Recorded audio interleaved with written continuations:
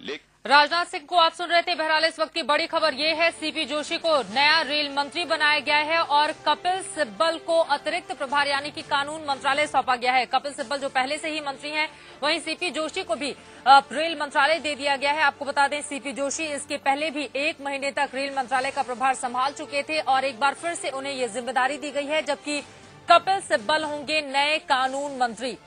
इन दोनों ही मंत्रियों को अतिरिक्त प्रभार दे दिया गया है। मंत्रालय का प्रभार मिला है सीपी जोशी को, जबकि कानून मंत्री, कल ही हमने देखा था किस तरह से यूपीए 2 सरकार के 2 मंत्रियों के विकेट गिरे। एक तरफ पवन बंसल की रेल मंत्री के पद से छुट्टी कर दी गई, तो दूसरी ओर छुट्टी की गई अश्विनी कुमार की कानून मंत्रालय के पद से और अब नए कानून मंत्री होंगे कपिल सिब्बल, जबकि नए रेल मंत्री होंगे सीपी जोशी। मिथिलेश हमारे संवाददाता और ज्यादा जानकारी देंगे। मिथिलेश, क्या इस बाबत औपचारिक ऐलान कर दिया गया? अतिरिक्त प्रभार दे दिया गया है कपिल सिब्बल को। चित्रा, वो पहले से ही आईटी मिनिस्टर हैं, अब वो कानून मंत्रालय का प्रभार देखेंगे, अतिरिक्त प्रभार। और सीपी जोशी, जो कि पवन कुमार बंसल के पहले जिन्हें प्रभार दिया गया था रेलवे का, उन्हें वापस फिर से रेल मंत्रालय का प्रभार दे दिया गया है। जाहिर है, इसके पहले भी सरकार ने सीपी जोशी पर ही भरोसा किया था और माना जाता है कि सीपी जोशी राहुल गांधी के आदमी है और काम करने वाला मंत्री के तौर पे उन्हें जाना जाता है। ऐसे में अब फिर से रेल मंत्री का प्रभार सीपी जोशी को दे दिया गया है।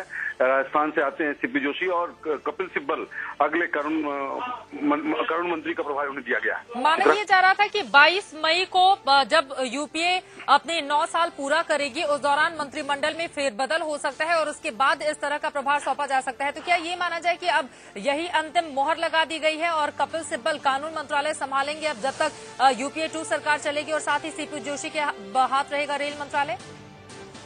चित्रा, अभी भी कैबिनेट में शफल की गुंजाइश बची हुई है, क्योंकि अभी भी डीएमके के मंत्री जब से सरकार से बाहर गए हैं, उनकी सीटें खाली है। हालांकि उन्हें भी एडजस्ट कर लिया गया था। फिर बाकी 2 बड़े मंत्रालय हैं, रेल मंत्रालय और कानून मंत्रालय। इसमें भी अलग से किसी को जिम्मेदारी दी जा सकती है।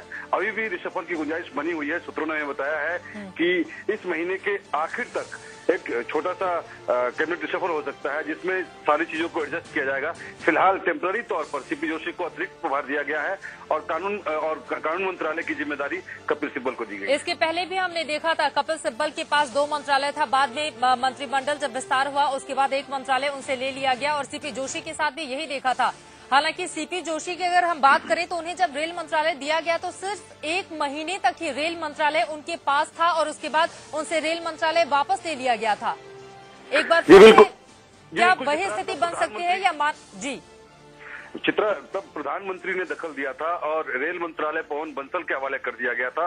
हालांकि पार्टी की पसंद सीपी जोशी पहले भी थे, उन्हें एक एफिशिएंट मिनिस्टर के तौर पर पार्टी मानती रही है और कांग्रेस पार्टी का विश्वास प्राप्त है, खासकर राहुल गांधी का विश्वास प्राप्त है सीपी जोशी। मिथिलेश हमारे संवाददाता जानकारी देते हुए, राहुल गांधी का विश्वास प्राप्त है सीपी जोशी और कपिल सिब्बल दोनों को। कपिल सिब्बल होंगे नए कानून मंत्री, जबकि सीपी जोशी होंगे नए मंत्री, नए रेल मंत्री। इसी बड़ी खबर के साथ यहां पर रुकेंगे एक छोटे से ब्रेक के लिए, लेकिन आप बने रहिए इंडिया न्यूज के साथ।